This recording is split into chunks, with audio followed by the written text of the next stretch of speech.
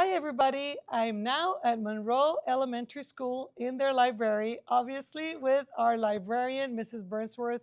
And as we've been doing across all our campuses at Santa Barbara Unified, we really want to encourage all our families and all our students, unplug from your technology. Let's put these things away and let's use books. Let's unplug and unfold books so that we can just imagine other worlds and really practice our reading skills because they're so important for life.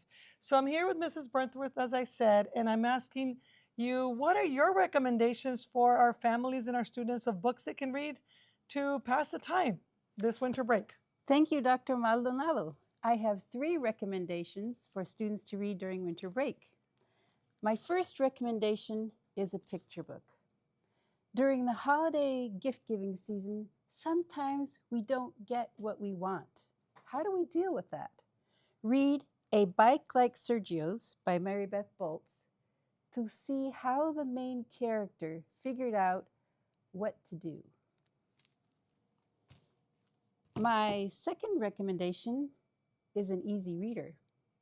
Do you like to help in the kitchen? Maybe this winter break, you and your family will cook together. In A Secret Recipe, Sofia Martinez helps her abuela, her grandmother, make arroz con leche, rice pudding. Abuela's recipe has a secret ingredient that makes it extra delicious. Read The Secret Recipe by Jacqueline Jules, and your rice pudding will be maybe muy delicioso, very delicious.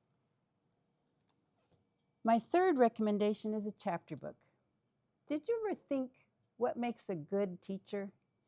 In the Super Teacher Project by Gordon Corman, the students discover their teacher knows absolutely everything. He can sing any song, answer any trivia question, play any sport. But this perfect teacher is actually a secret government experiment to replace human teachers with artificial intelligence. Which teacher do you prefer, AI or human? These are my 3 recommendations. When you come back in January, come see me in the library. I would love to hear your recommendations and what you read during winter break. Thank you so much, Mrs. Burnsworth. You're welcome. Thanks for being here.